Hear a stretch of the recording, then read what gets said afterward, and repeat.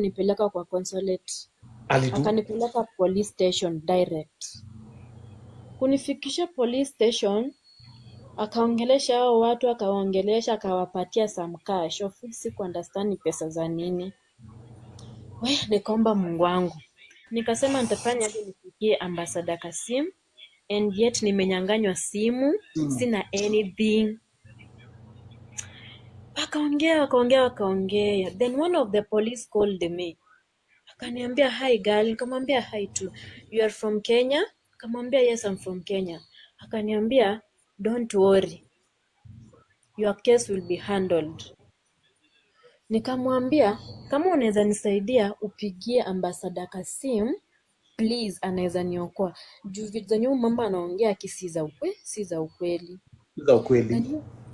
Then huyo polisi akaniambia, I think your case is here, it's already here.